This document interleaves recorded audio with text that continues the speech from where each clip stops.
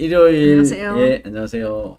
일요일 8시 56분 지나고 있습니다. 오늘도 이진아 선생님 모시고, 법정 참관기, 이렇게 얘기 들어보십니다. 그 전에, 대구 갔다 오셨다면서요? 네, 예, 어제 우리 공화당 행사가 있어가지고, 선문시장하고, 또 대구 인근에, 칠성시장 칠성시장, 또 달서시장 네, 이렇게 갔었는데 예, 서문시장에서 칠성시장 가는데 좀 막혔어요. 예, 그래갖고 예, 제가 저랑 같이 갔던 분들은 칠성시장을 못 가고 바로 네. 달서시장으로 갔었어요. 네.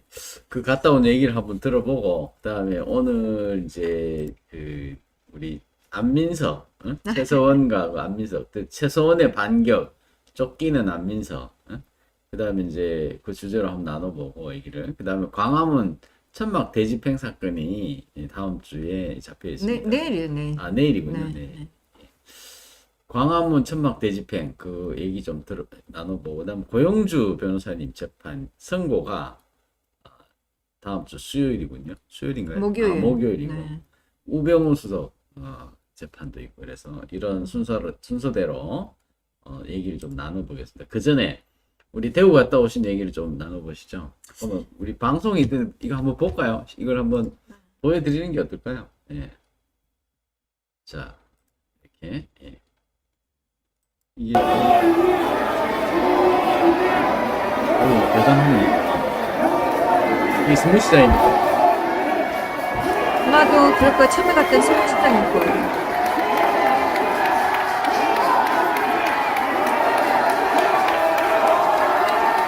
대선 출정식 같습니다. 그거를 용기에 두고 갔는데 선거일 180일 전에는 선거에 관련돼 갖고 말을 못 한다고 할 수 없죠. 그래서 예비후보 등록입니다. 저희는 만약 웨스트라고에는 우리가 이런 장외 집회를 못하도록 되어 있죠. 네,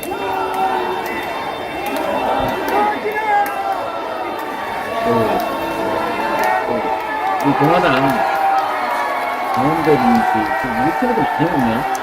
유튜버들도 있고 아무래도 이제 조 대표가 항상 이제 서울시장이나 뭐 지역구 이 시장들은 공을 많이 들였기 때문에 아는 사람들이 워낙 많았어요. 뭐 서울시장이 정말 뭐그 남쪽 서울 이남에서는 가장 큰 시장이라는 얘기를 또 누가 하신 것 같은데 모든 후보자들이 이 서울시장을 가잖아요. 조 대표도 항상 뭐 행사 있을 때마다 저희가 평소에도 집회를 하면 이쪽 가까이서도 많이 했고 대구 서민들도 경북에서는 아마 제일 크고요. 이건 뭐 남대문시장 남대문보다 몇 배는 더 큰 것 남대문보다 같아요. 훨씬 커요. 재래시장으로서 아직도 여전히 기능을 하고 있는 네. 그런 데죠.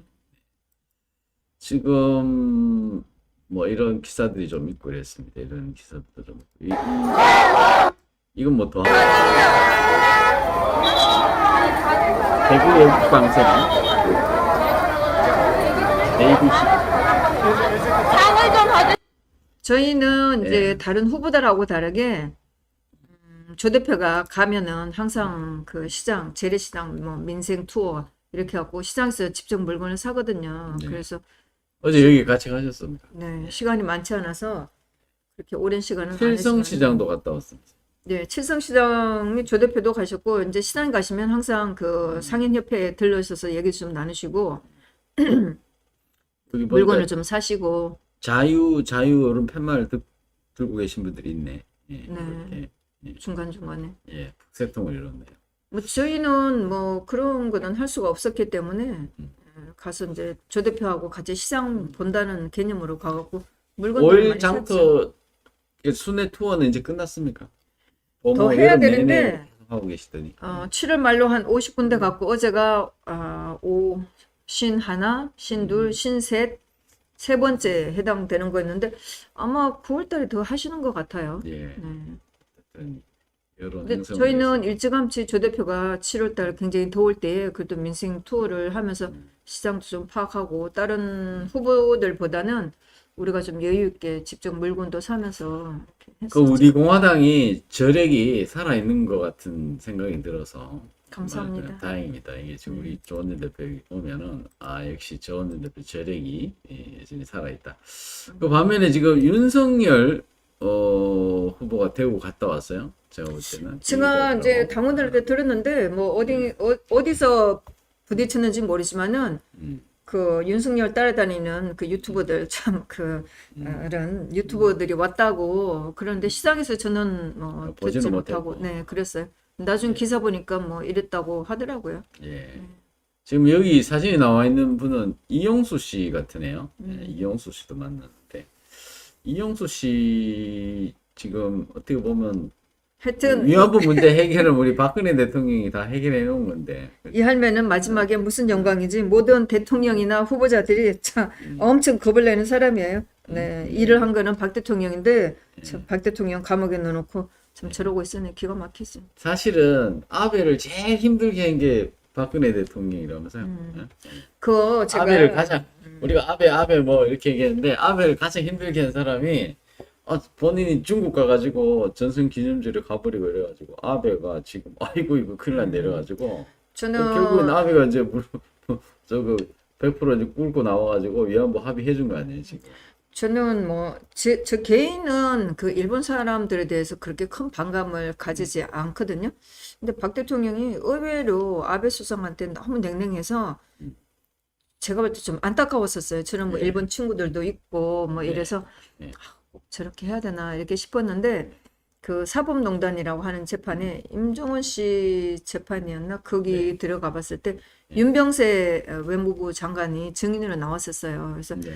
그거를 보면서 그 위안부 문제를 저렇게 사법으로 풀면 안 된다 이렇게 해서만 윤병세. 네 그래서 그것을 그 외무부에서 박 대통령한테 이거를 이런 식으로 사법적으로 풀면 안 된다 이렇게 해서 아마 청와대에서 조금 대법원하고 조금 이게 얘기를 지금 한것 같고. 사법농단하고도 관련이 있어요. 지금 양승태 대법원장 그럼요. 재판하고도 이게 본질적으로 관련이 있어요. 이게 위안부 문제도 있고 일본하고 문제 때문에 징용공 그 문제긴 네, 한데 네. 그런 거 결국에는 이 위안부 문제도 상당히 관련이 있고 이거 일본 관계 해결하기 위해서 사법부하고 그래서 재판 거래했다 하니까 네. 그렇죠. 그래서 임종원 씨가 청와대에 뭐 한 번인가 두 번 이렇게 들어간 걸로 하여튼 이거 제가 재판을 썼는데 한 번인지 두 번인지 제가 기억 못하지만 하여튼 청와대에 들어가고 한 게 있었어요. 그래서 임정원 씨도 지금 재판 받고 있죠. 이 사람이 제일 내일 10시에 재판이 있네요. 네. 월요일, 화요일. 예. 그래서 그런 윤병세 장관이 증인으로 나온 걸 보면서 박 대통령이 위안부 문제를 해결하려고 일부러 아베 수상한테 냉랭하게 했구나 이런 느낌을 받았어요. 박 대통령 거기 있으면서 아베 수상과 잘 지내면서 이걸 했다고 그러면 얼마나 욕을 먹었겠어요. 그러면서 그렇죠. 안 친한 척 하면서 이걸 풀려고 했구나 하니까 막 저는 막 울컥하는 느낌이 들더라고요. 그리고 2015년 12월 27일인가 28일 그 협정을 발표를 할 때 최종적이고 불강력적인 협상이라고 못을 박았어요. 그렇죠. 그럼에도 불구하고 그걸 가지고 문재인이가 조국이하고 엄청 써먹고 있다가 결국 올해 2015년 한 게 그 끝이에요. 진짜. 지금 대통령 임기 다 끝내가는데 위안부 문제 해결한 게 하나도 없잖아. 위안부 문제뿐만 아니고 일본한테 큰 소리 치더니 뭐 한 거 뭐 일본한테 있나요? 큰 소리 지금 찍소리도 못 하고 있는데요. 지금 못 하고 있는데 지금. 참 그래서 박 대통령이 여러 가지를 잘했음에도 불구하고 그걸 처음에도 못했다고 하면서 감옥에 넣어놓고 저러고 돌아다니는 정말 저런 인간을 지지한다고 하니 참 기가 막히죠. 예. 근데 좀 제가 이 사진 보면서 참 생뚱 맞다는 생각이 드는 거예요. 그래서 제가 이 사진 계속 지금 띄워놓거든요. 지금 어떠세요? 제가 볼 때는 위안부 문제를 진짜 해결해 준 사람은 정말 그 우리 박근혜 대통령이거든요. 위안부 문제 해결한 게. 근데 이제 지금 윤석열이 그 박근혜 대통령에 대한 입장을 이 서문시장까지 갔다면서 제대로 밝힌 게 없거든요. 서문시장도 가서 어제는 뭐 그 대구에 또 그 굉장히 그 번화한 어디 그 동성문가 거기 갔다 오려는데 위안부 문제가 그 자기가 그 사법농단이라 한 거 양승태 대법원장 재판 뭐 임종원 씨 이거 윤석열이 검찰총장으로 있으면서 했던 거 아니에요. 네. 근데 자기가 무슨 거기서 그 문제에서 자기는 아닌 것처럼 이런 식으로 하고 참 그렇죠. 그러니까 지금 이걸 보면서 이 사진이 있어요. 이 사진 보면은 하여튼 이 뭐 사진 보면 특별한 손님인가 봐요. 하여튼 이 이게 녀석은 이 이 할매가 지금 권력자들은 다 이 할머니 손을 한 번씩 잡아야 되나 봐요. 어?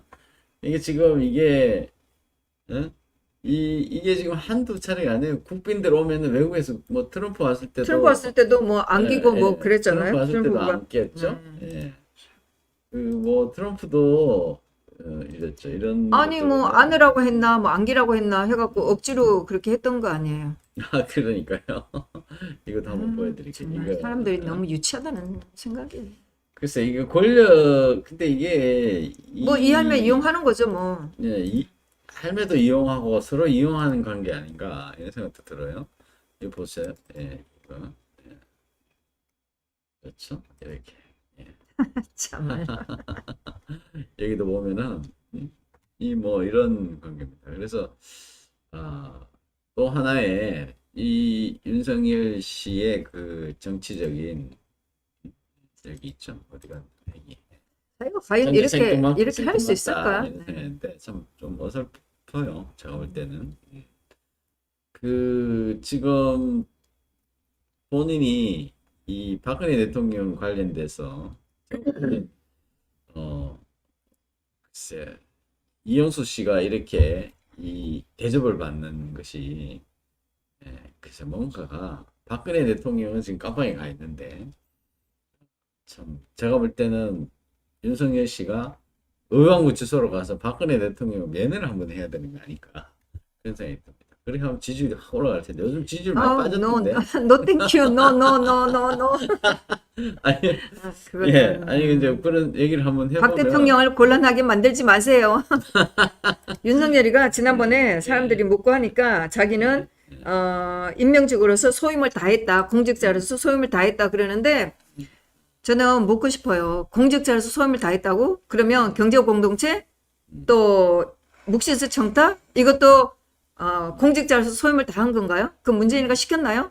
나는 정말 윤석열 만나면 난 그 말 묻고 싶어요. 그게 공직자로 소임이었는지 묵시스 청탁 경제적 공동체 이게 소임이에요? 없는 말도 만들어내고 없는 죄를 뒤집어 씌운 게 이게 소임이에요? 네 거기에 대해서 거기서 해명을 하셔야지. 그래도 해명을 해야지. 지금 보면 유튜브에서 제가 방송이나 이렇게 보면은 윤석열 국무시장 이렇게 해서 이렇게 방송 내용을 보면 네, 이렇게 열기가 한 달 전인가 뭐 이렇게 왔었는데 네. 와갖고 뭐 어디로 갔는지 모르지만 그 음, 거기도 상인 협회를 갔나 뭐 어쩐다. 근데 그때도 이제 우리 공화당 당원 들여갖고 소리를 엄청 질렀었죠. 그러면 나오지도 못하고 뭐 그때 경찰들도 엄청 많고 그랬었어요. 그때 충동이 좀 그- 있었죠. 예, 7월 달이었어요. 우리 공화당원들이 그 앞에 또 유명한 사람 있나요? 우리 공화당원들이 당원들이 가갖고 난리 쳤었죠. 여기 지금 사실 그 앞에 유명한 사람 있네. 저는 김상민 네. 저는 그 윤석열의 일정을 몰랐다가 유튜브를 켜니까 막 우리 공화당원들이 가서 난리친 게 있더라고. 그래서 알았었어요. 참 너무나 충돌이 좀 무섭고.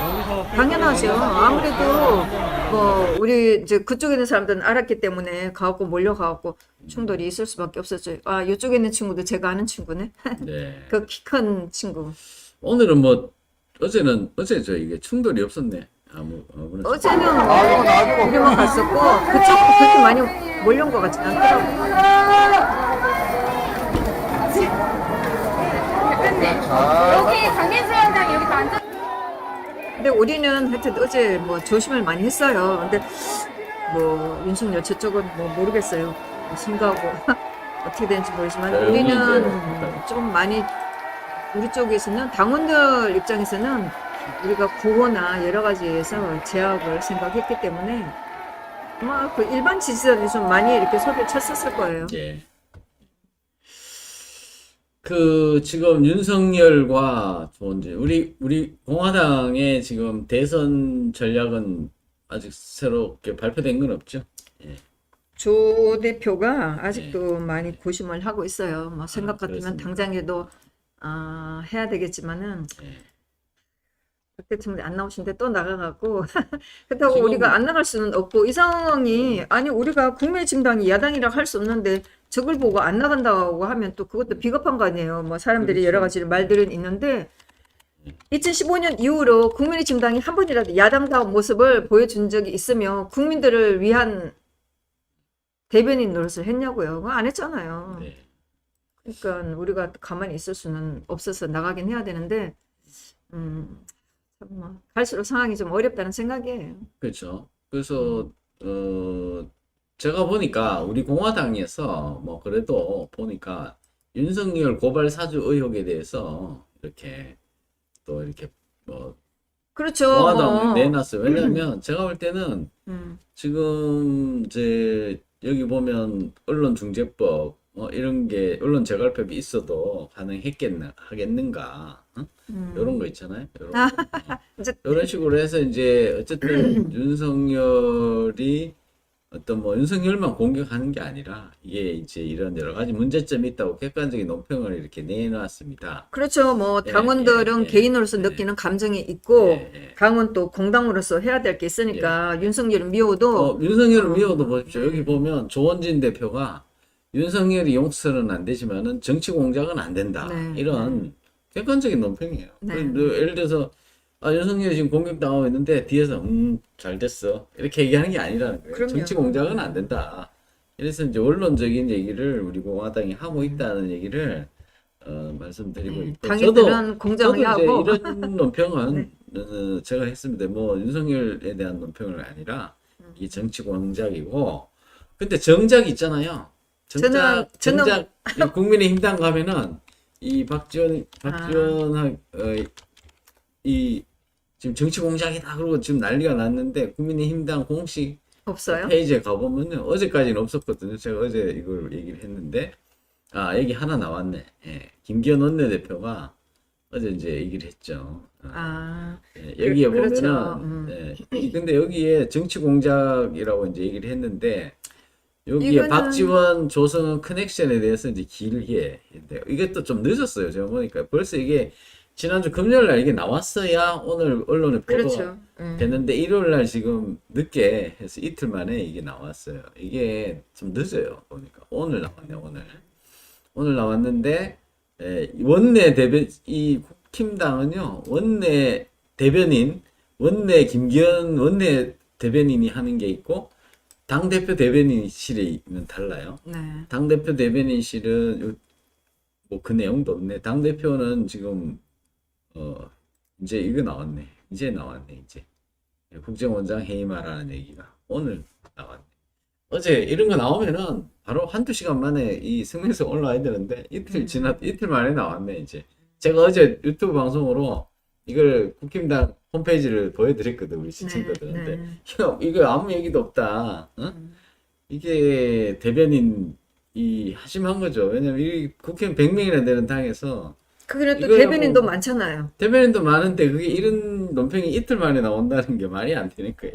그거 뭐 지난번에 순발력 보면 그죠. 산다고 네. 배틀로 뽑고 그랬는데 그래서 늦으면 안 되죠. 지금 우리 공화당의 그 조원진 대표가 윤석열 용서 안 되지만은 정치 공작은 안 된다. 우리는 9월 어? 9일 1시에 나왔어요. 원론적인 얘기를 이렇게 하는 거예요. 네. 그러면 국힘당에서는 그만 뭐 이게 먼저 나왔어요.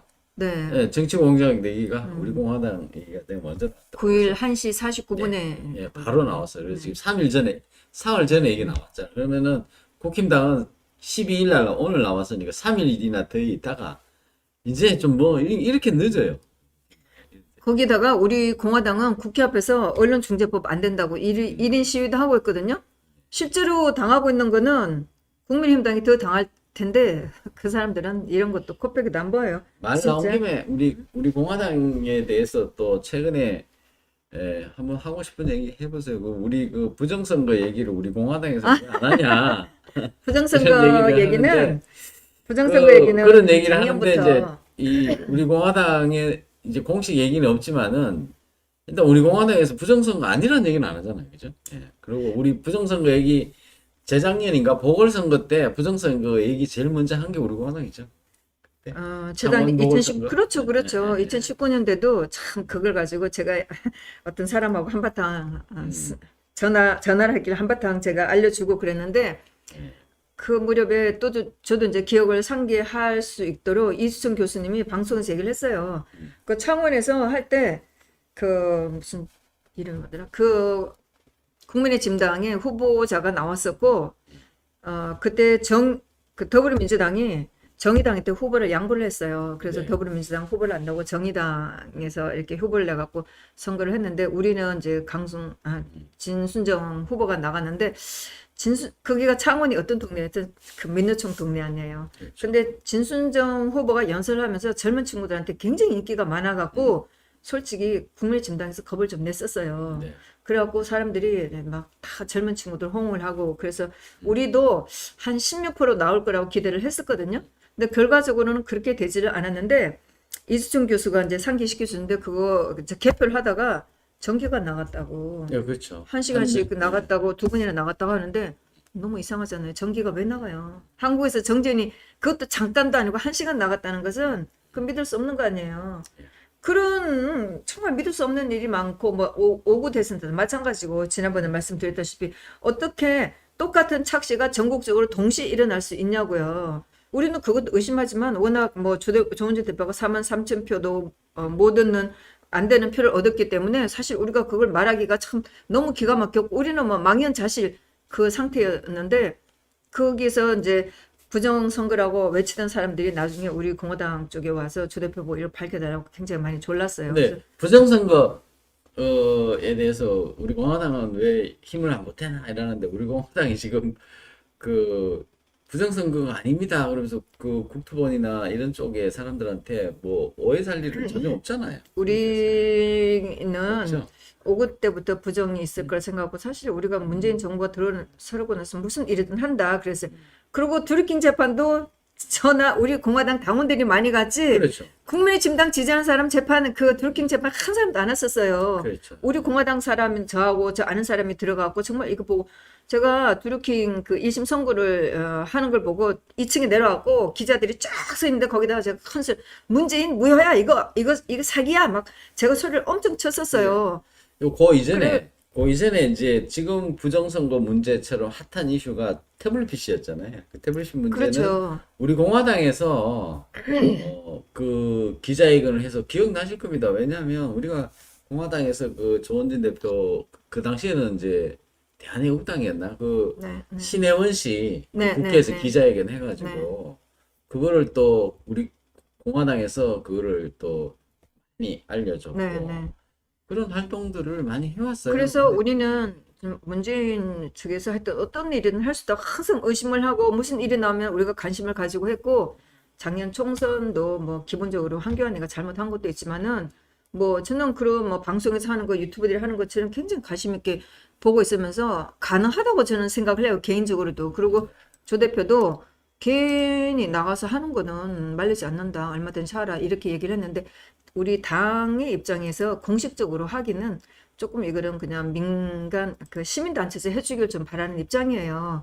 우리가 선거도 지금 조 대표도 뭐 국회의원이 아니고 지금 국회의원이 없는 상태에서 우리가 나가서 한다는 게 모양새가 좀 맞지 그렇죠. 않는다는 게 제 생각이고 그리고 작년 선거 때 뭐 여러 사람들이 우리 공화당을 참 힘들게 해서 하여튼 우리 공화당이 전혀 표를 받지 못하도록 엄청 많은 공작들이 있었어요. 그래서 지금 뭐 부정선거 하시는 분들은 그 내막을 모르기 때문에 우리한테 그러는데 좀 뭐 개인적으로도 굉장히 그런 세상이 참 섭섭하고 그래서 저 개인적으로는 뭐 제가 이제 우리 공화당이 활동을 먼저 해야 되기 때문에 안 나갔고 또는 부정선거라고 해서 뭐 연단에 선 사람들 거기 나가 있는 사람들이 우리 공화당을 다 괴롭혔던 사람들이에요. 그래서 거기 나가서 그 사람들하고 부딪히고 싶지 않는 마음도 있었어요. 그래서 안 예, 나갔고 그렇군요. 뭐 또 저하고 감정이 다른 사람분들은 나가서 열심히 하고 그랬는데 그 목소리가 좀 작고 그러니까 저는 거기 부정선거에 나와서 제가 나 우리 공화당이지만 난 정말 이거 성토하고 나 같이 한다 이렇게 했으면 좋겠는데 같이 나간 분이 어떻게 했는지 모르지만은 계속 우리 공화당 왜 안 하냐 당원들도 많이 나갔어요. 나가고 그랬는데 또 나간 사람들도 또 뭐 SNS에서 왜 우리 공화당 안 나가냐 도리어 당을 공격하고 이런 거에 대해서 저는 그런 거는 바람직하다고 생각하지 않고 제가 계속 말씀드리지만 조 대표가 오고 됐을 때 부정이 있다고 해서 일단의 사람들이 우리 공화당에 와갖고 조 대표가 부정선거, 그러니까 사전선거에 문제점이 이런 게 있으니까 이런 거를 고치자 하고 선관위 담당자를 불러갖고도 국회에서 얘기를 했고 또 선거법 개정 발의도 했고 그랬는데 그때 사람이 그렇게 많지가 않았어요. 근데 지금은 작년 4.15 부정선거에 대해서는 굉장히 많은 사람들이 있고 증거도 엄청 많고 그 전문가다운 사람들도 많고 유튜버들도 많아요. 근데 그렇게 힘센 사람들이 만일에 막 조 대표가 국회의원이 됐다면 그거 왜 안 떠들겠어요. 그거 그렇게 할 수 있는데 그런 기회가 안 되도록 뭐 조 대표를 이렇게 해놨으니까 우리로서는 참 나가서 한다는 게 뭐 똑같죠. 뭐 시민단체나 뭐 조 대표가 아무리 정치인으로서 그걸 한다고 해도 그렇게 그렇기 때문에 그런 면에서 완나가고 오는 거지. 우리가 부정선거가 없다 이런 거는 누구도 이렇게 주장하지는 않아요. 항상 이게 관심 있는 거고 문제니까 어떤 짓을 할 수 있기 때문에 우리가 항상 여주의를 해야 된다고 생각하는 거죠. 그래서 제가 오늘도 뭐 읽어주는 형식으로 제가 유튜브 올렸는데 왜 우리 공화당이 부정선거 안 나오냐라고 묻는 분한테 제가 묻고 싶어요. 예. 이렇게 부정선거가 있다고 해서 소리치고 1년 반이 넘게 소리치고 있는데도 불구하고 그런 국민들의 소리를 들으지 않는 국민의 진당을 아직까지도 지지하는 이유가 뭐냐고요. 그 사람들은 국민들을 무시하고 있으니까 그거를 과감하게 버리고 정말 그 조 대표가 벌써 부정선거 얘기하고 소수의 사람들의 얘기를 다 듣고 공청회도 하고 국회에 발의까지 하고 그랬으면 우리 공화당에 와서 이 힘을 모아주고 해서 국민의 진당하고 좀 대적하도록 할 수 있도록 해줘야 되지 않나요? 계속 손가락질만 해갖고 우리가 어떻게 이거를 세상을 바꿀 수가 있어요. 그러니 그 왜 우리 공화당이 하지 않느냐 그렇게 하지 말고 우리 공화당에 와서 활동을 하시면서 국민의 진당하고 국민의 진당을 위협을 하셔야지만 우리가 세상을 바꾸지 어떻게 이래갖고 지난번에 홍준표가 8월 25일 날 SBS에서 나와서 어차피 뭐 집도끼는 우리를 찍어줄 거니까 40대 50대는 우리를 찍어준다. 그러니까 나는 열심히 중도를 찾아다녀야 되겠다. 이렇게 하고 지금 강주를 쫓아다니고 뭐 5.18 쫓아다니고 그런 거 아니에요. 한 번이라도 지금 부정선거를 하고 소리치는 분들의 목소리를 들어준 적 있냐고요. 그거 아니잖아요.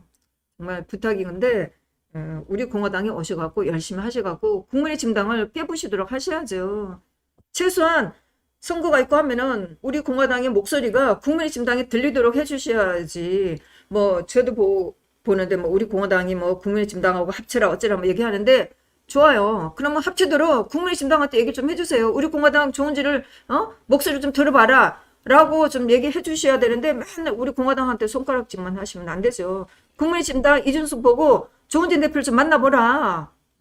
저렇게 밖에서 소리치고 있는 사람들이 문제가 뭔지 좀 들어보라. 이렇게 얘기를 좀 해주세요. 김기현 원내대표는 좀 오늘 성명서도 이렇게 아마 본인 직접 쓰셨는데 장문에 판사 출신이시죠. 그래서 부정선거에서도 관심이 많은 걸로 알고 있는데 어쨌든 우리 그 원내대표긴 하지만 제가 볼 때는 당대표끼리 만나야 딱 맞는데 이준석 대표한테 그걸 기대하기는 어렵고 김기현 원내대표하고 조원진 당대표하고 한번 언제 회동하는 날이 오기를 그러는데 제가 느끼기에는 뭐 탄핵이라는 말에 대해서 국민의힘당이 엄청 겁을 내고 있는 것 같아요. 자기네들은 뭐 탄핵의 강을 건넜다 하면서 굉장히 자랑스럽게 생각하나 본데 그러면 당당하면 나와갖고 탄핵에 대해서 얘기를 하셔야죠. 그리고 부정선거도 마찬가지예요. 수많은 국민들이 나와갖고 지금 수많은 그 뭐 꽤 유명한 유튜버들이 떠들고 있는데도 안 들어주니까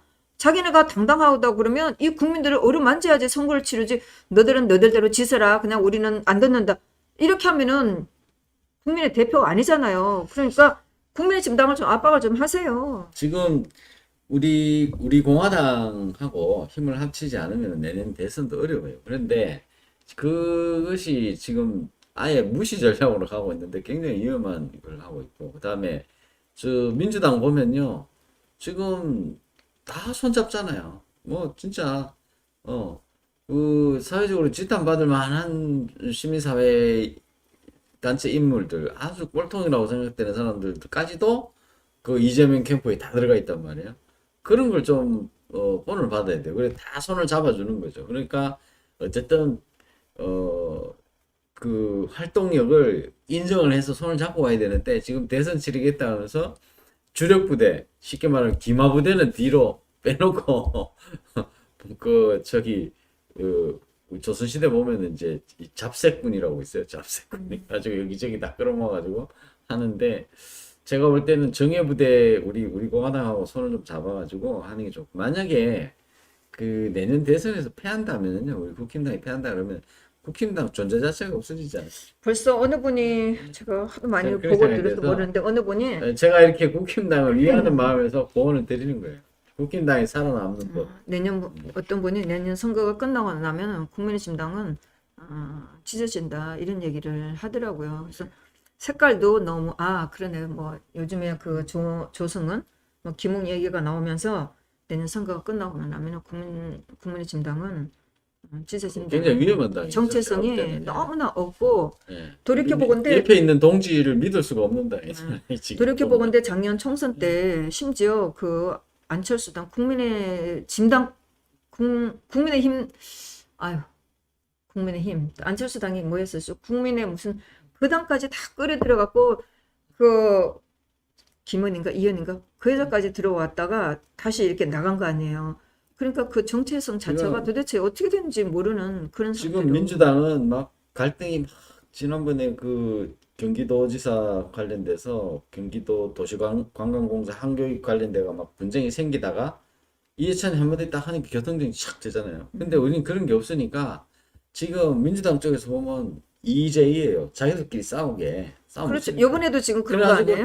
계속 갈라먹고 해가지고 치리벨을 되는데 그러면서 중도 뭐 이렇게 외연 확장 이러면서 사실상은 빗장을 다 걸어 대부분 우리 애국 시민들한테는 마음의 상처를 주고 빗장을 다 걸어 잠그는 거죠. 그러니까 그런 상태에서는 누가 나와도 대선 필패다. 저는 그렇게 생각해요. 또 중도라고 하는데 참 국민의힘당이 등신 같은 인간들이 중도를 찾아요. 근데 좌파들이 중도 찾는 거 보셨어요? 좌파들은 중도 안 찾잖아요. 그러니까요. 오히려 더 포퓰리즘이가 퍼팔리즘이라 그러는데 표 판다고 돈 뿌려가지고 그러니까 극자로 계속 가고 있는 거예요. 그러면서 더 막 열렬히 지지를 받고 이렇게 하잖아요. 그러니까 제가 이쪽은 생각할 또 때는 그쪽 따라잡기, 흉내내기, 민주당 흉내내기 공약 이렇게 가서는 제가 볼 때는 그- 승산이 없다. 제가 볼 때는 국민의힘당이 말하는 중도라는 것은 좌파인 사람들을 좌파에서 중간에 좀 왔다 갔다 하는 사람들을 끌어들이겠다는 그런 건데 과연 그들이 정말 국민의힘당에 표를 줄지 표를 주려면 표를 뺏어 오겠다고 하면 뭔가 색깔을 확실하게 해야 될 거 아니에요. 색깔이 없잖아요. 그렇습니다. 중도에 있는 사람들은 어디에 이쪽 저쪽 보다가 진중권. 한쪽에 딱 붙게 돼 있는데 확실하게 깃대를 올려야지 깃대가 어디 있는지 몰라. 그래가지고 깃발이 보면은 산중에 전쟁터에 그 산꼭대기에 깃발이 올라가야 되는데 깃발이 안 보여. 중간에 있어가 파묻혀가지고 어디로 갈지 우왕좌왕하고 있어가지고요. 뭐 중도 아니 보수의 정말 어른이시라고 할 수 있는 이승만 대통령, 박정희 대통령을 버리고 나서 뭐 어떻게 자기네가 중심을 잡겠어요? 정병국 전 의원이 그렇게 얘기했잖아요. 더 와가지고 정치학교를 만들었어요. 정병국이가 이번에 저기 이 여자하고 같이 왔던 그 정병국 의원이 와가지고 우리 원로 당 중진 얘기를 많이 들어야 된다고 그러면서 그 정치학교를 만들었는데 그때 정치학교 하면서 애들한테 가르친 게 이승만 박정희 사진 띄자 이렇게 얘기를 했잖아요. 그 당에다가 정체성 갈아타자 이렇기 때문에 지금 볼 때 거의 그 국힘당은 납치된 정당이다 이렇게 보시면 되는데 그걸 어떻게 뺏어올 거냐 그 안에서 있는 세력들만으로 뺏어오기 힘들다. 그래서 지금 우리 공화당하고는 아예 선을 긋고 가는 거예요. 이게 같이 손을 잡을 수가 없게 그렇게 가는 세력이 있다는 겁니다. 그래서 우리 공화당을 고립시키는 얘기하는 사람들은 일단 한번 의심을 해봐야 된다. 공화당 당원이든 아니든 간에 저는 그 얘기는 말씀드리고 싶어요. 참고로 저는 공화당 당원은 아닙니다. 그러니까 분명히 제가 오해하지 마시고요. 이제 쭉 우리 공화당 정치 얘기 좀 했고 우리 저 재판 얘기 좀 하셔야죠. 내일 또 임종원 재판, 임종원 이 재판 있고 지난번에, 양승태, 네. 계속 그다음에 재판 가짜 열리고 있고. 수산업자 김태우 재판이 있네요. 예. 이 사람 재판은 거의 끝났고 예. 한 사람인가 안 나왔나 뭐 이랬어요. 아, 지난번에 언론에 나왔는데 진행되는 게 언론에 많이 안 나와요. 아, 이 사람 재판은 예. 그렇게 지금 우리가 관심 가질 만한 그런 사안은 아니에요. 아니에요. 지금 진행되고 있는 것은 박영수 특검하고 관련된 건 아니에요, 조사 안 아니에요. 됐나 아직.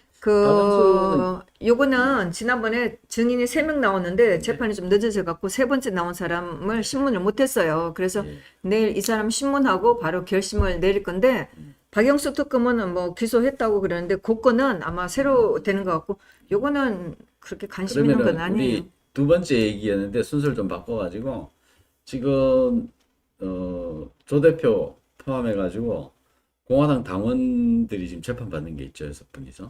그 이제 2019년 6월 25일 날 우리가 광화문. 광화문에 텐트 쳤을 때 그거를 박원순이가 아침 4시에 5시에 그때 4시에 딱 준비해 놓고 5시에 들이 그때 닥치. 처음으로 광화문을 회복한 날이에요, 그게. 텐트 치는 바람에. 아니. 아닌가요? 2019년 5월 10일 날 우리가 기습적으로 텐트를 쳤죠. 텐트를 쳤는데 그때 쳤다가 뺐다가 하다가 아니요. 그때는 네. 아니었어요. 그때 그 텐트를 5월 10일 날 텐트를 치고 쭉 있었어요. 있다가 6월 25일 날 이제 그거를 뭐 개고장을 계속 냈는데 결국은 6월 25일 날인데 25일 날 0시에 사건이 한번 터졌어요. 이거 와갖고 경찰들이 와갖고 그때 막 우리 당원들의 차가 막 부서지고 난리가 났었어요. 그래도 저는 모르고 우리는 그게 이제 시작이 얘네가 암시를 주는 거라는 거를 우리가 몰랐어요. 저는 모르고 하여튼 그래갖고 새벽 0시에 막 사건이 한 1시간인가 1시간 반 동안 이제 터지고 있다가 아침에 4시에 그냥 뭐 광화문 그 광장을 비롯해서 경찰이 쫙 깔렸는데 뭐 하여튼 뭐 4천 몇 명이 왔다고 하니까 경찰하고 네. 그 용역들하고 또 서울시 직원들하고 해갖고 한 4천 몇 명이 왔었어요. 뭐 보니까 위에서 보니까 막 까맣게 막 있더라고요. 무서울 정도로 있었는데 그래갖고 천막을 뜯어내고 사람 막 집어 던지고 뭐 우리가 가지고 있던 물건들 막 집어 던지고 난리가 났는데 특수 공무 집행방이라 갖고 이렇게 이제 걸었어요. 지금 형사 사건이죠. 네. 그래서 공무 집행이 아니고 정당으로서 할 수 있는 건데 과잉 대응을 했다. 이렇게 지금 하면서 여기 했는데 1심 재판인가요? 지금 네, 네, 아직도 1심 재판인데 그래서 내일은 아마 서울시에서 이 행정 대집행을 했던 과장하고 담당자 아마 담당자하고 과장인가 이렇게 2명이 나오는 거예요. 저 이름은 적어놨는데 다 적진 않았어요. 나와서 무슨 얘기 하는지 이제 봐야죠. 뻔뻔스럽게. 이것도 좀 시국 사건 중에 하나고. 그러니까 엄청난 사건이에요, 이것이. 우리 정당이 돼가지고 옛날에 그 지금 우리 공화당 당원들이 그 시청 앞 텐트 있잖아요. 시청 앞 텐트에서 막 탄기국 시절에 거기 있다가 그때도 결국 이제 철거됐지만은 그 뒤에 사실상 광화문에 그 민노총 안방이랑 마찬가지잖아요. 근데 그 안방에 지금 박원순 시장 살아 있을 때죠. 그때가 그때 시절이 엄혹한 시절인데 그때 광화문에 텐트를 쳤으니까 이 무렵에 우리 황교안이가 대단해요. 황교안이가 강화문에 텐트를 친다 그러니까 박원순이가 안 된다 그랬어요. 그러니까 네. 황교안이 있는 그 당은 그 박원순이 한마디 못 쳤어요. 그러니까 근데 그게 우리는 기억나는데. 가서 기습적으로 쳤어요. 우리 그 당에서 장외투쟁한다 이렇게 얘기를 그때 밝혔어요. 밝혔는데 박원순이 안 된다 이렇게 얘기하니까 텐트를 한번 슬쩍이 쳐다가 하루 이틀인가 접었어요 그때. 아예 못 쳤어 아니 버려. 아니요 텐트 하루 저녁에 조금 치다가 네. 그거를 철수를 해버렸어요. 그래가지고 그 텐트를 치면은 시민들이 가서 동참하겠다 그러고 있었는데 슬그머니 이렇게 그 말을 그냥 흐지부지 내려버렸죠. 그리고 나서 나중에 이제 저쪽 정광훈 목사 쪽으로 해가지고 이제 거기 막 그 청와대 앞에서 단식하고 그랬는데 제가 볼 때는 그 단식해서 뭐 굉장히 위험할 뻔도 하고 그랬다는데 병원 실려가고 그랬잖아요. 그러지 말고 그냥 광화문에 그때 텐트를 쳤었으면 오히려 당이 이렇게까지 지금 안 됐을 거고 또 지난 4.15 총선에서도 승리할 수도 있었지 않냐. 근데 그게 이 정당이 안 나서고 뭐 교회 목사님이나 또 아니면 이런 데 나서고 또 우리 공화당이 하고 있는데 와서 힘을 안 보태주고 남의 당이다. 자기가 치고 싶었으면 그 우리 공화당에 쳐놨으면 거기 가가지고 같이 고생한다 그러고 손도 잡아주고 이랬으면은 절대로 그런 일은 안 근데 일어나죠. 이런 일이 지금 우리가 누가 분열이고 이래야 되냐 이걸 거꾸로 가고 있어 지금. 지난 불과 4년 5년밖에 안 됐지만은 그 과거를 돌이켜 보면은 앞으로 40년 50년 동안 우리가 어떻게 해야 된다는 게 다 보여요. 그리고 우리가 이때 강화문에다가 이 텐트를 친 이유는 2017년 30일 날 돌아가신 5분에 대해서 진상 규명하라 박은순이한테. 그거 지금 돌아가신 거를 뭐 대다수 국민들은 모르고 있고 우리가 그 30일 일어났던 글을 가지고 큰 사진을 갖고 이렇게 전시를 하고 그랬어요. 거기서 그러니까 국민의 진당을 찍었고 우리가 태극기 집회 같이 나갔던 사람 제가 기억하고 있는 분이 있는데 자기 동네에 있는 분을 데리고 왔어요. 그래서 나보고 설명을 하라고. 그래서 내가 설명했거든요. 그랬더니 진짜냐고 뭐 조선일보 제가 이런 얘기를 막 했더니 저보고 조선일보다 더 똑똑하냐고 저한테 묻더라고요. 그래서 제가 그래서 나 조선일보다 더 똑똑하다고 그랬어요. 그 3월 10일 일어났던 그 일을 모르는 거예요. 그래서 우리가 그 3월 10일 날 일어났던 거 좀 이렇게 알리려고 그 박원순 뭐 진상 규명하라 이렇게 했는데 사실 그때에 돌아가신 분들은 우리 그때 우리 공화당이라는 존재도 없었으니까 그 야당이라고 해봤자 뭐 보수 정당을 해봤자 그 당 하나였으니까 그러면 그분의 그 중에 몇 분이 그 국민의힘당 당원이었고 했으니까 국민의힘당이 나서서 해야 됨에도 불구하고 응원은커녕 그냥 이런 상태로 방치를 하고 그래서 우리가 그때 뭐 그 돌아가신 분 약간의 작은 빈소도 차리고 뭐 해명하라고 했지만은 박원순은 해명은커녕 이렇게 뭐 와서 막 무지막지한 폭력을 행사하고 그랬는데 그럼에도 불구하고 그걸 갖다가 우리가 공무집행 방해했다고 우리를 도리어 고소를 해갖고 이렇게 하는데 우리가 입은 피해가 당원들도 많고 우리가 금전적으로도 엄청 피해가 많아요. 근데 뭐 이러고 있는데 참 어쨌든 그 30 항쟁 그 진상 규명을 위해서 지금까지도 고초를 겪고 있네요. 예. 그거는 30일 돌아가신 분은 우리 공화당의 문제가 아니고 정말 이 나라의 문제고 좁게는 국민의 그렇죠. 진당의 당원되니까 거기서 밝혀야 되는 거고 전체적으로 보면 우리나라 전체 거기에 문제잖아요. 그 3월 10일 날 돌아가신 분이 그 당원이셨어요? 그 밑에. 그러니까 국민의힘당 전신에 그 전에 네. 뭐 새누리당, 새누리당, 하여튼 예. 보수당의 그 당원이었는데 이정남 네. 이정남 열사님 그런 분들도 당 활동도 하시고 시민 활동도 하시고 이런 분으로 알고 있습니다. 그러니까 저는 뭐 또 생각나는 게 그렇게 당원들이 죽고 부정선거라고 부르짖고 해도 전혀 관심을 안 기울이는데 왜 그 정당을 지지하고 있어요? 우리 공화당을 오셔갖고 힘을 보태셔야죠. 오늘 뭐 광고를 엄청 많이 아니 하다 보니까 자꾸 오늘 또 예, 괜찮습니다. 제가 댓글에 예, 그런 그래서 얘기가 나와서 제가 좀 그랬죠.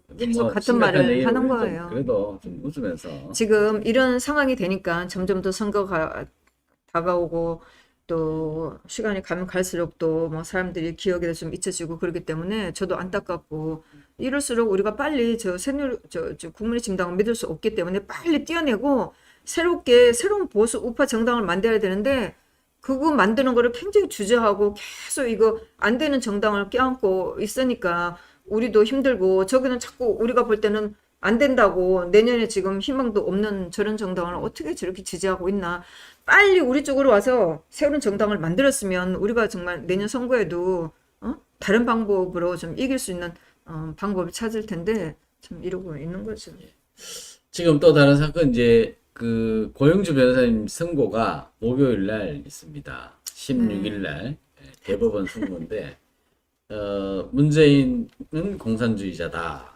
이걸 갖다가 기소를 해서 명예훼손으로 그 대통령이 이렇게 형사고소하고 이렇게 하는 것 자체가 참 이 박근혜 대통령하고는 품격이 틀린데 어쨌든 지금 대법원에 마지막 선고를 남겨놨는데 이 사건도 상당히 중요합니다. 왜냐하면 지금 공안검사로 평생 사셨던 분이거든요.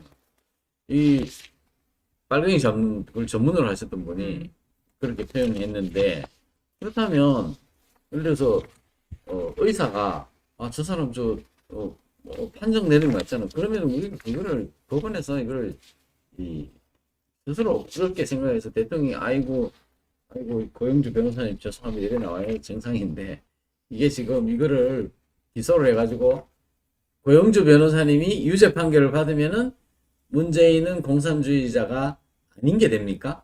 그걸 한번 물어봅시다 진짜. 응? 그게 유죄가 되면 고영주 변호사님이 명예훼손이 유죄가 되면은 문재인은 공산주의자가 아니다? 라는 명제가 성립합니까? 그렇게 한번 물어보고 싶습니다.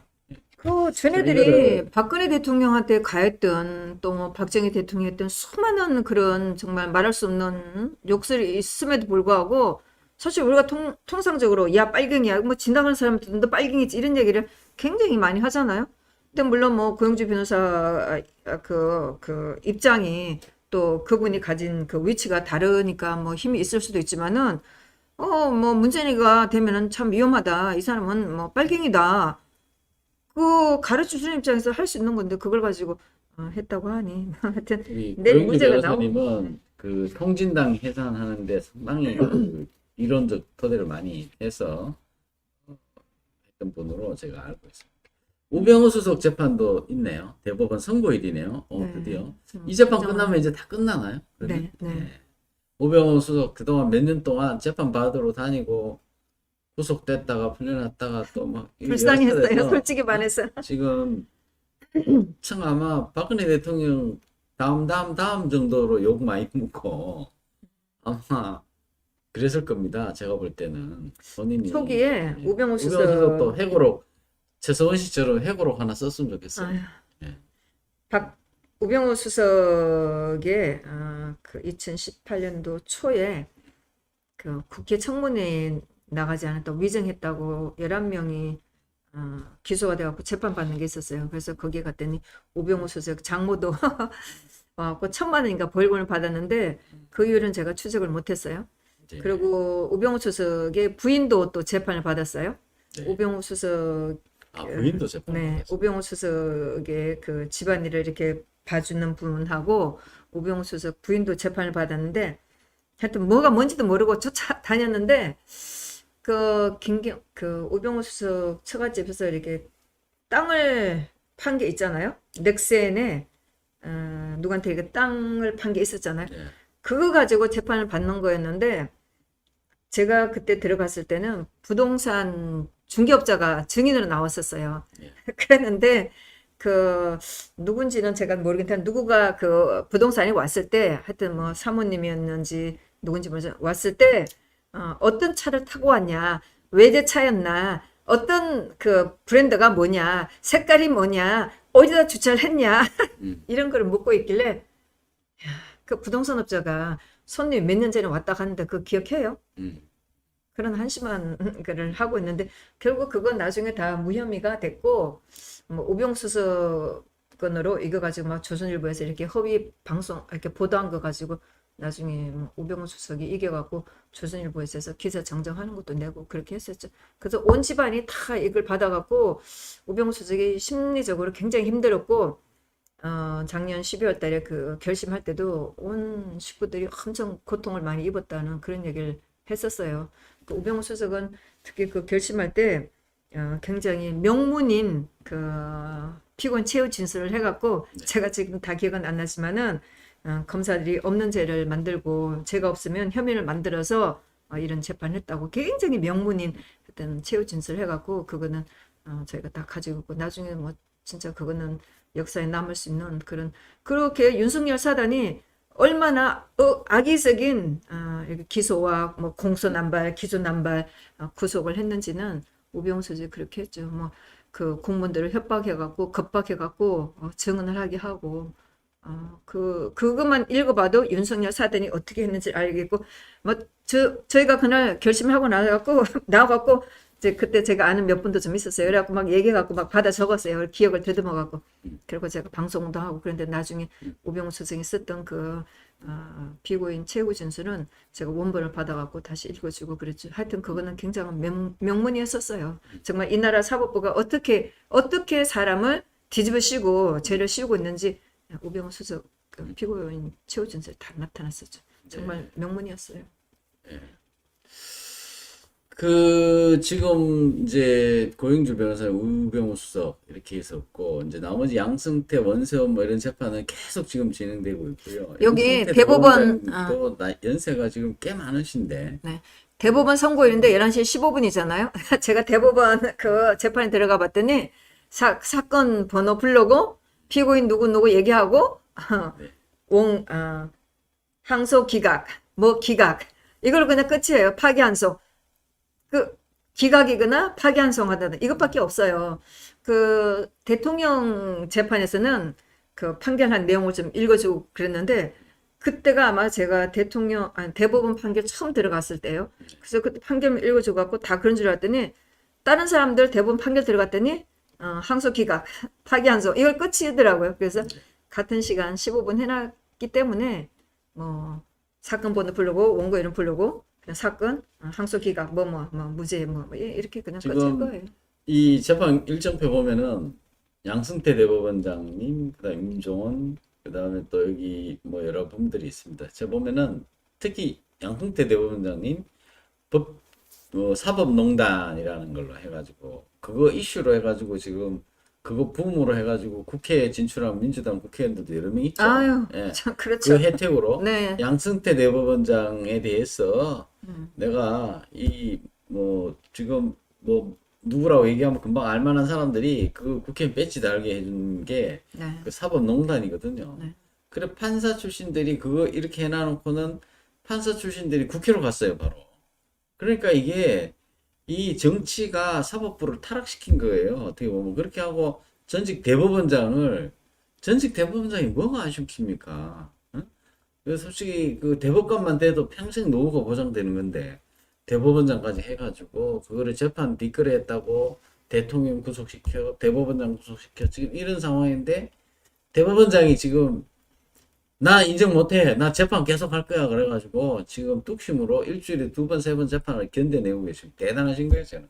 제가 볼 때는 우리 양승태 대법원장님 응원해야 된다. 가끔 우리 저 시청자 여러분들께서 우리 양승태 대법원장 재판 좀 응원해 주시고 관심 좀 가져주셔야 됩니다. 그래야지 여기에서 이 재판이 바로 잡혀야 이 국정농단, 사법농단 이 덮어 씌운 사람들이 이게 좀 뽑힐 수가 있어요. 그것도 박근혜 대통령 누명도 벗어지는 거거든요. 저는 양승태 대법원장님 뚝심으로 재판 이렇게 법정 투쟁을 하고 있다. 이런 기록이다. 이 기록들을 전부 나중에 모아가지고 이 정말 야만 시대의 기록이라는 그런 책 같은 거를 한번 썼으면 해요. 양승태 대법원장이 박 대통령 사건인데 이렇게 침묵을 지키고 있어서 욕을 좀 이렇게 듣는다는 걸 제가 들어서 저도 조금 그런 마음을 가지고 들어갔는데 처음에 이제 재판할 때 피고인 변론 하는 거 모두 진술하는 거 있었는데 이분이 그때 이제 구속이 돼 갖고 재판을 받았어요. 그랬는데 모두 진술할 때 꽤 길었는데 그 내용도 정말 보면서 정말 대법원장답다. 내용이 너무 명문이었었어요. 엄청 정말 이 나라 사법부가 어떻게 무너졌는지 이 검찰이 어떻게 하고 있는지 거기에 대한 적나라한 얘기를 했는데 길었음에도 불구하고 내용이 굉장히 좋아서 이것도 아마 인터넷에 검색하면 있을 거예요. 그래서 저는 그 글을 보면서 그분의 양승 대법원장을 정말 이 한날에 대법원장이었다 이렇게 하면서 제가 가지고 있던 그런 선입감을 좀 바꿀 수가 있었고 같이 받는 박병대 고용한 대법원장들도 좀 당당하게 받으시는 것 같고 재판 받으면서 쭉 그분들 해왔던 걸 보면은 참 잘했다는 이런 느낌을 저는 받았고 금요일에 있는 원세훈, 박원동, 민병환 씨 선고는 제가 지난번에 결심에 들어가서 이렇게 보고 했지만 참 이게 참 이것도 중요한 재판이거든요. 특히 원세훈 국정원장은 제가 매번 옹호를 하지만은 이것도 너무나 역사적인 거라 대법원에서 어떻게 그렇죠. 될지 모르겠어요. 네. 자, 이제 거의 마지막 순서에 왔습니다. 지금 우리 오늘 제목이 우리 최소원의 반격, 쫓기는 안민석 이런 제목으로 한번 잡아봤는데 이건 예. 대법원이 아니고 내일 항소심 어디요? 파기환송 항소심 원세훈 원세훈. 예, 네. 요 대법원이 네, 파기 네. 한송심 선고입니다. 네. 선고네요. 네. 네, 좋은 결과가 대법원이 아니고 파기환송심 선고. 좋은 결과가 있지 않을까 싶습니다. 최소은 씨. 지금 예 이거죠.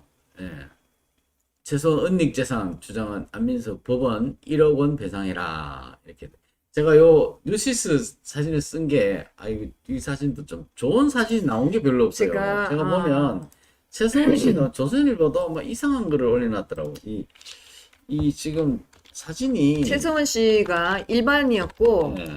뭐 사건 나면서 나온 사람이기 때문에 사진이라고 처음 다 좋은 이런 이런 모습이에요. 거밖에 없어요. 지금 네. 보면 조선일보도 그렇고요. 이거는 조금 뭐 그래도 낫나? 그래도 다 이래요. 이게 지금.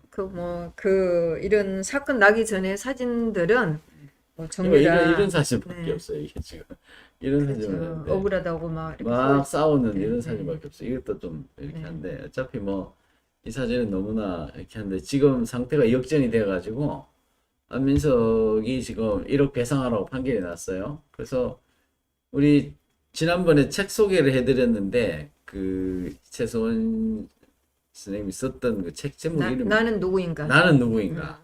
나는 누구인가에 대해서 그때 책에다가 내가 이제 진실을 밝기 위해서 내 인생을 걸었다. 나는 이제 이 법정 투쟁을 계속 하겠다 이랬는데 실제로 많은 걸 하고 계신가 봐요. 지금. 이거 이제 민사로 해서 1억 배상하라고 했는데 이거 승소를 했고 예. 그 다음에 형사도 했는데 형사는 뭐 참 안민석이 국회의원이라서 그런지 뭐 진행이 안 되고 있는데 뭐 두고두고 이제 안민석을 괴롭히는 거죠 뭐. 중앙일보에서는 말이죠. 이 얘기에 대해서 보도는 안 할 수도 없고 이래가지고 이를 겨우거든 이제 이런 걸 해놨어요. 서민 교수 해가지고 안민석 패소에 대해서 이거 멘트는 안 할 수는 없고 서민 내세워서 살다 이건 뭐예요? 그럼 양비론이잖아 지금. 어?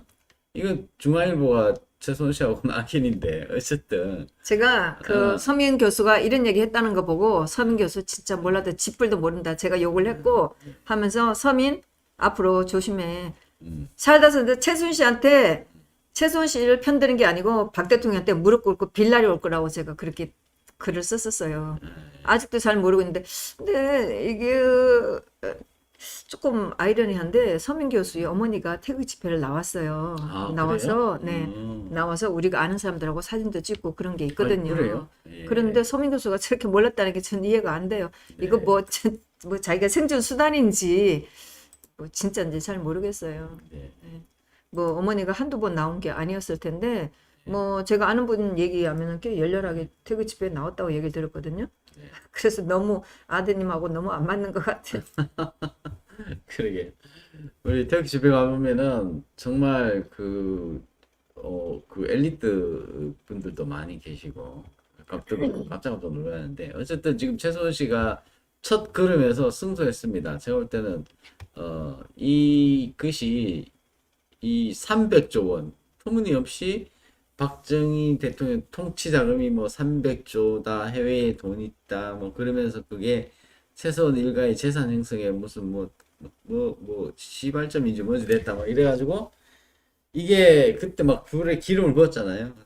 박정희 대통령의 국회의원이고 통치 자금이 공직자가 그렇게 최태민으로 가서 그 최순 씨하고 박 대통령이 관리하고 있다.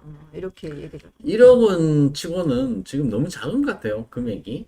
제가 볼 때는 이게 영국이나 미국 영미법에서는 악의에 의한 손해배상은 징벌적 손해배상을 하거든요. 악의로. 그러니까요. 고의적으로 했다 이럴 때는 저도 너무 작다고 손해배상에 입증을 안 해도 이 징벌적 손해배상을 하는데 최소은 씨는 지금 그 추징금 내고 하느라고 뭐 빌딩도 팔아버리고 손해보고 재산적 손실이 이만저만 안민석이가 아닌데. 300줄 찾아오면 우리는 뭐 땡큐죠. 네.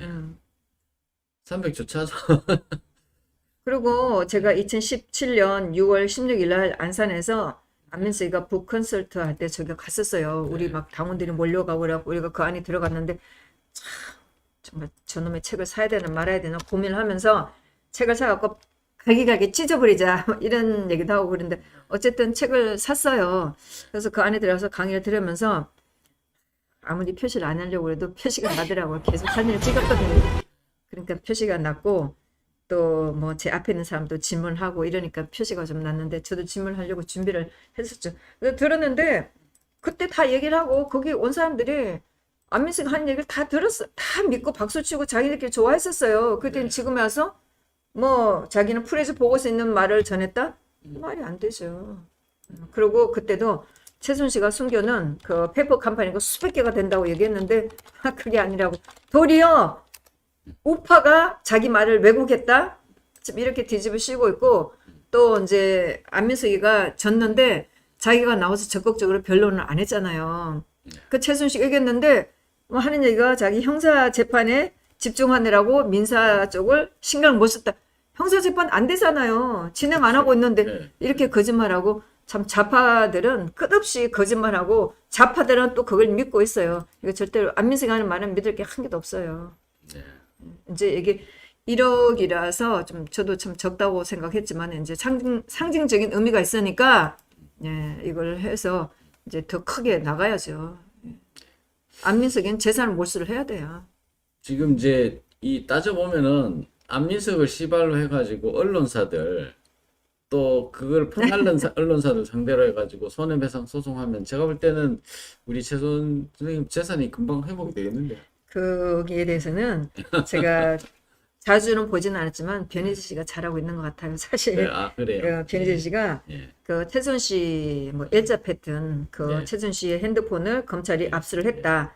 그래서 타블릿 PC에 그 잠금 장치도 최순 씨 핸드폰에 있는 것처럼 일자 패턴이다. 이렇게 허위 보도를 한 방송사 그 언론사들한테 그 최순 씨가 검찰이 나왔죠. 네 그거 그 최소은 씨 핸드폰 압수수색 안 했다. 한 적이 없으니까. 그래서 그 정정 보도하라. 그래서 연락들 하고 있는데 몇 군데가 하고 있는데 이제 변희재 씨 주장은 JTBC만큼은 그렇게 보도를 못할 거다.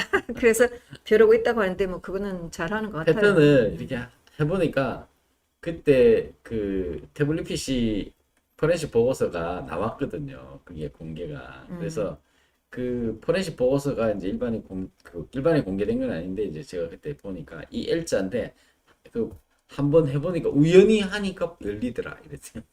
말이 안 되는 얘기죠. 그렇기 때문에 그게 그 태블릿 PC 그 L자 패턴 여는 방법은 그 핸드폰 있잖아요. 여기에 핸드폰에 설정돼 있는 그 옛날에 패턴의 그 기본 이메일 주소가 있죠. 구글 이메일 주소를 알면은 그 이메일 주소를 입력하면은 패턴이 풀립니다. 그렇기 때문에 이메일 주소가 킴파였잖아, 킴파. 그 킴파 비번을 알아야 되거든. 그래서 그게 하여튼 뭐 제가 옛날에 이 유튜브 처음 시작할 때 그거 가지고 엄청 많이 올려놓은 게 있는데 지금 이제 검색 순위가 이렇게 밑에 내려가서 그렇지. 나중에 한번 다시 올려드리겠습니다. 어쨌든 우리 변호인단 이경재 변호사님하고 또 다른 변호사님들이 법정투쟁 자 바짝바짝 빛이 납니다. 반격이라는 의미에서 우리 박수 한번. 제가 예, 응원합니다. 이경재 변호사님한테 전화를 했어요. 사실 이게 민사로 진행되는 건 제가 몰랐거든요. 그때 정준길 변호사가 고소해 놓고 있는데 진행이 안 된다는 얘기는 들었는데 민사로 진행되는 걸 몰랐고 제가 봄에 갔을 때 이거 안민석이 한 이런 자료들을 제가 저장해 놓은 거 뭐 녹음 이런 거 있는 거를 정리해서 드릴게요. 근데 못했어요. 뭐 계속 형사소송이 안 된다고 생각하기 때문에 제가 시간이 많은 줄 알고 안 했는데 민사소송이 이렇게 끝났어요. 그래서 전화를 해서 축하한다고 또 수고하셨다고 축하한다고. 네, 네. 전화를 이제 시작이에요. 제가 볼 때는 전화를 드렸는데 우리 지금 보니까 지금 최소원 선생님 잘못 건드렸어. 내가 볼 때는 즉 보통 사람이면은 그 책을 쓰겠습니까? 그 수감 생활하면서 그 책 쓰는 게 너무 분하니까 편한 생활을 하더라도 책 쓰는 게 힘들거든요. 일반인들도. 근데 그 짜여져 있는 그 수감 생활하면서 그 책을 써낸다는 거는 정말 이 몸 안에 있는 분노를 너무 분하니까 너무 보나니까 이 한이 맺힌 거예요. 그 책을 나는 누구인가 꼭 한번 우리 시청자 여러분들이 구매하셔가지고 꼭 읽어보십시오. 그 책을 쓸 무렵에 최수은 씨가 신체적으로 굉장히 힘든 상태였었어요. 그 여성적인 네. 그런 뭐 그 수술도 했었고 또 어깨 때문에 그 수술도 해갖고 굉장히 글 쓰기가 힘든 그런 상황에서 어렵게 쓴 책이에요. 다 그 손으로 썼겠죠. 손으로. 그렇죠. 거기는 그 뭐 세상에 뭐 타자가 타자 있거나 할 수 컴퓨터 같은 게 없으니까. 있으니까 네. 손으로 다 써가지고 그거를 교정도 보고 어떻게 해서 네. 정말 힘들게 만들어낸 책입니다. 그래서 하여튼 아까 예. 말씀 못 드렸던 거 이경재 변호사님한테 그래서 제가 항소는 할까요? 내가 그랬어요. 아, 그래? 제가 그랬더니 항소를 하면 더 좋지 그랬어요. 네, 그래서 항소. 안민석이가 항소해야지. 당연히 네. 본인이 항소하겠다 그랬는데. 뭐 자기가 뭐 그렇게 거짓말까지 했으니까 항소를 해서 내년 선거 때 안민석이가 얼마나 거짓말했는지 더 언론에서 두드려주면 우리는 땡큐죠. 네. 앞으로 이런 좋은 소식들이 좀 자주 들려있으면 좋겠고, 법원이 그래도, 이렇게 판단을, 살아있다. 이런, 제대로 된 판단을 받을 수 있는, 아직 대한민국 안 죽었다. 살아있다. 이런 희망을 좀 보게 됩니다. 그래서 얼마나 힘들겠습니까? 다 포기하고 싶겠지. 그런데, 전혀 굴하지 않고, 제가 볼 때는 문재인 정권의 내가 뭐 나이도 들었고 그냥 막 전향해서 아이고 그래 내 이따가 뭐 잘 보여가지고 뭐 저 검사들이 요구하는 그 진술 술술 해주고 대통령 뭐 이렇게 그런 게 아니잖아요. 지금도 이런 활동을 하시는 거에 대해서 참 경의를 표할 수밖에 없다. 최순실과 용감하게 싸워주고 진실을 밝혀야지만 네. 박 대통령 죄도 벗겨질 것 그렇습니다. 같고 네. 박 대통령은 또뭐 이런 걸 구질구질하게 하기에는 참 입장이 있잖아요. 그러나 뭐 거기에서 단초가 됐던 최순실만이라도 이 진실을 밝혀주면 뭐 우리도 참 좋고 뭐 그래도 하여튼 용감하게 뭐 몸이 굉장히 어깨도 아파갖고 저한테 편지 쓸 때도 보면 마지막 가서 좀 글씨가 흐려지고 그러거든요. 근데 그래도 예, 저한테 용기를 우리 주면서 대한민국 여성들은 좀 반성하셔야 돼요. 여성 단체들. 이거를 엄청 그 여성 비하의 그거를 달렸거든요. 최소은 씨에 대한 거를. 대통령에 대한 모함도 심했지만은 뭐 더 했죠. 그래도 뭐 저 유라까지 해가지고 얼마나 온 가족을 그런 생각을 하면서 조금씩 바로 잡혀 나가는 걸 보면서 우리가 조금 희망을 가져보게 됩니다. 제가 최소은 씨 사진들이 아까도 말씀드렸듯이 다 그런 사진이잖아요. 그래서 저도 유튜브를 할 때 사진을 좀 쓰고 싶은데 사실 마땅한 게 별로 네. 없어요. 전부 다 그런 사진이라 저는 뭐 그런 거 쓰고 싶지 않아요. 그래서 최소은 씨한테 좀 괜찮은 사진 혹시 그 유치원 하셨으니까 그렇지. 그런 거 애들하고 좀 있는 쓰면 사진을 좋겠어요. 좀 보내달라고 예, 구글에 그- 검색해도 안 나오니까. 네, 유라한테 좀 주라고 그러라고 하는데 아직 소식이 그게 없어서 좀 나왔으면 좋겠어요. 그 이미지 개선도 상당히 네, 중요하거든요. 그래서 자꾸 보다 보면. 그런 제가 가끔 한번 저 유라- 프리덤 뉴스에도 공개 좀 해주시죠. 네, 나중에. 유라하고는 필요할 때 연락은 해요. 뭐 그렇게 뭐 아. 개인적인 걸 막 주고받진 않아요. 그렇게 불편하게 하고 싶지는 않은데 네. 유라한테 이제 보낸데 얘기가 없고 나중에 이제 면회를 가서 최준 씨한테 허락을 받고 음. 사진 좀 괜찮은 거 좀 보내달라고 해서 좀 새로운 사진을 좀 써야죠. 그 이미지 개선을 위해서 우리 이경재 변호사님한테도 한번 제안을 해봐야 되겠습니다. 네. 아니 가서 지금 이건 또 있는데 지금 이게 이미지 사진도 좀 한두 장 정도 이미 얼굴 다 알려졌으니까 네. 좀 공개하는 게 좋겠다. 그리고 유라하고도 그 승마할 때 얼마나 힘들었겠습니까? 가르쳐갈 때 그럴 때 그 유라 사진도 한두 장 공개하면 훨씬 더 좋을 것 같은 생각이 들어요. 한번 제안도 해주세요. 저도 한번 이경재 변호사님 혹시 제 방송 들으시면 한번 권해주시고 제가 따로 한번 연락드리겠습니다. 네. 예, 한 번씩 들으신다 하더라고요. 예. 네. 오늘 긴 얘기 해줬고 대구 갔다 오신 얘기, 그 다음에 우리 또 이런 안민석 재판 얘기, 그 다음에 고용주 변호사님 얘기, 또 여러 얘기들을 쭉 우병우 수석 얘기, 양승태 대법원장 얘기 이렇게 많이 오늘 얘기 나눴습니다. 또 좀 늦은 시간이기 때문에 오늘 10시 좀 넘어가고 있네요. 우리 시청자 여러분 편안히 주무셔야 되기 때문에 광고하고 마무리하도록 하겠습니다. 우리 공화당 지금 현황에서 아직 대선 후보를 내놓고 있지는 않은데 어쨌든 지금 대한민국 전망 위기에 지금 있는 상황에서 정체성 있는 정당이 우리가 그리고 또 태극기 집회에서 출범 싹이 터가지고 나왔던 정당이 우리가 이 관심을 좀 가지고 또 그 불씨가 꺼지지 않도록 관심을 가져야 될 거고 또 이것이 잘못된 오해관계가 있으면은 이렇게 좀 풀 수 있고 하는 연결고리가 또 필요하고 그래서 저희 프리덤 뉴스가 그나마 이렇게 좀 그런 입장에 있습니다. 그래서 잘못 알고 있는 부분이 상당히 많기 때문에 이제 제가 말씀을 드리려고 했던 거고요. 감사합니다. 예. 저희 프리덤 뉴스 광고하겠습니다. 인터넷 뉴스 페이지 역사의 실체 고백 시리즈로 쭉 올리고 있는데요. 14편까지 실릴 겁니다. 아마. 고립의 지름길 이런 아주 좀 교과서에는 안 나오고 언론에서 얘기하지 않는 역사 전공자들이 얘기하지 않는 정말 좀 그런 얘기를 좀 실어놨습니다. 고립의 지름길 꼭 한번 읽어봐 주시고요. 저희 프리덤 뉴스 유튜브 채널 여기 오늘 많은 분들이 시청하고 계십니다. 구독, 좋아요, 알림 버튼 꼭 눌러주시고요. 예. 저희 프리덤 뉴스 후원을 부탁드리겠습니다. 저희 프리덤 뉴스 후원해 주셔서 감사합니다. 저희 얼굴로 다시 돌아와가지고 인사하고 마치겠습니다. 오늘 늦은 시간까지 감사합니다. 네, 예. 감사합니다. 예.